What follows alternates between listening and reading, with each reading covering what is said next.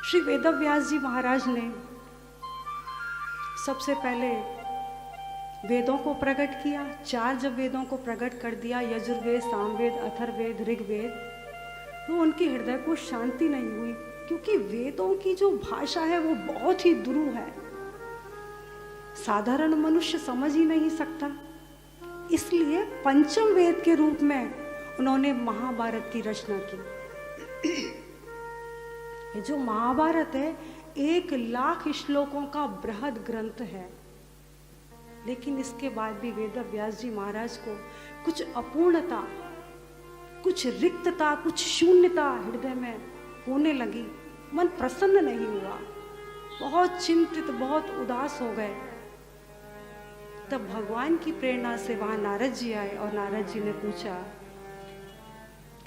पाराशर्य महाभागः भवतः कच्चित् आत्मना परितुष्यति शारीरा आत्मा मानस एव च।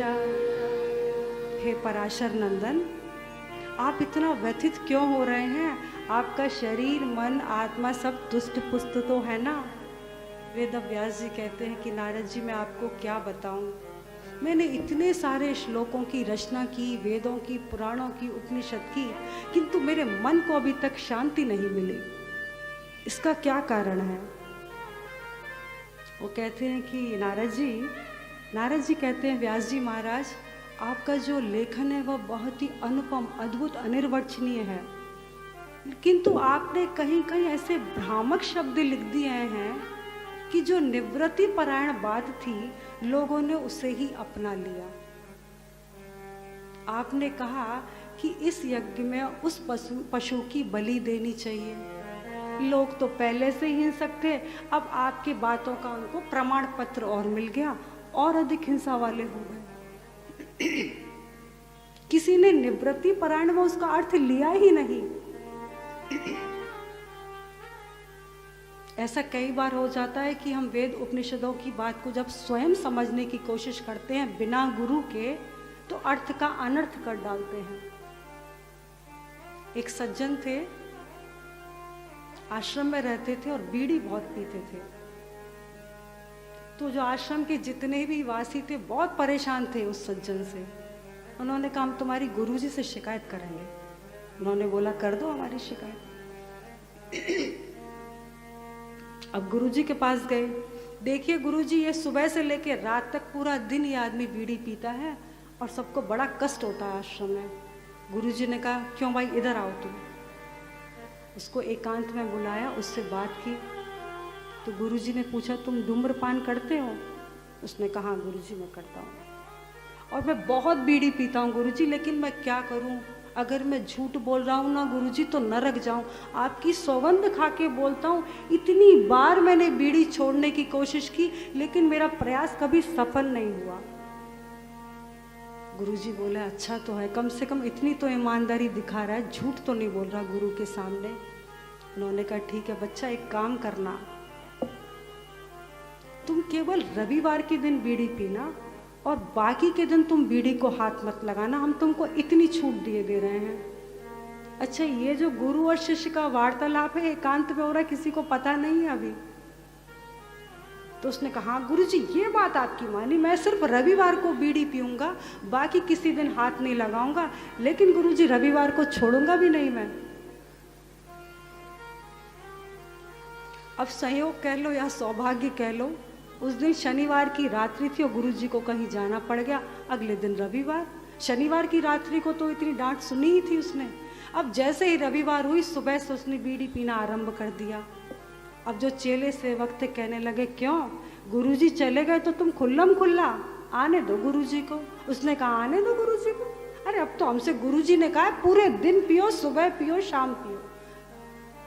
उसने जो मूल बात थी वो बताई नहीं। उसने बोला तुम गुरुजी की सौगंध, बोले हाँ हम गुरुजी की सौगंध खाते हैं, गुरुजी ने हमसे कहा पूरे दिन बीड़ी पियो, और देखना आज हम पूरे दिन पिएंगे। अब शिष्यों ने सोचा ये बोलता तो एकदम सत्य है ये, और उसने गुरुजी की सौगंध भी खा ली है, तो भैया जब गुरुजी ने कुछ तो देखा होगा, आज से अब हम भी बीड़ी पिएंगे। तो देखिए मूल अर्थ को नहीं समझा। गुरुजी ने सोचा आज रविवार को पिएगा, फिर 15 दिन बाद मना करूँगा, 1 महीने बाद, फिर 1 साल बाद इसकी आदत छूट जाएगी। तो मूल अर्थ को तो समझा नहीं, अपनी सुविधा के अनुसार अर्थ लगा लिया। बहुत सारे ऐसे भ्रामक वाक्य हो जाते हैं। एक कहीं के ठाकुर साहब थे, वो चावल का गरम गरम माड़ पीते थे, लेकिन किसी के सामने नहीं पीते थे, क्योंकि उन्हें बड़ी इस बात में शर्मिंदगी महसूस होती थी कि लोग क्या कहेंगे, इतने बड़े ठाकुर साहब और देखो चावल का माड़ पीते हैं। रोज उनका नियम था पीने का। एक दिन उनके घर में बहुत बड़ी मीटिंग जुड़ी, काफ़ी नगर के बड़े बड़े लोग आए। इधर पत्नी ने चावल का माड़ तैयार करके रखा कठौते में, एक काठ के पात्र में, और अपने पुत्र से कहा कि जाओ पिताजी को जाके बोल कर आओ कि माड़ तैयार है, कठौते में रखा है, जल्दी पी लो नहीं तो अब ये ठंडा हो जाएगा। अब बेटा दौड़ के गया, और जैसे ही दौड़ के गया तो देखा अरे पिताजी के पास तो इतने बड़े बड़े लोग बैठे हुए हैं, अगर मैंने अभी माड़ पीने की बात करी तो पिताजी मेरी अभी पिटाई लगाएंगे, और अगर नहीं कहता हूँ तो माता पिटाई लगाएंगी, तो अभी क्या करूँ मैं। थोड़ी देर सोचने के बाद कहता है, पिताजी सुनिए। हाँ बोलो बेटा, वहीं से आवाज़ दे रहे हैं। पिताजी धानुपुर से मांडूपुर आए हैं और कठौता घाट पे बैठे हैं, जल्दी चलो नहीं तो शीतलपुर को चले जाएंगे। अब देखिए मूल बात को केवल उसके पिताजी ने समझा कि धान का चावल का मांड बना हुआ है, कठौते में रखा हुआ है, नहीं गया तो शीतल हो जाएगा।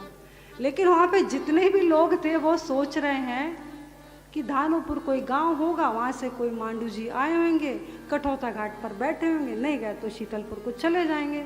कहते ठाकुर साहब आप जल्दी जाइए जल्दी। तो ये है भ्रामक वाक्य। जब भ्रामक वाक्य आ जाते हैं तो हम मूल वस्तु का, मूल बात का अर्थ ही नहीं समझ पाते।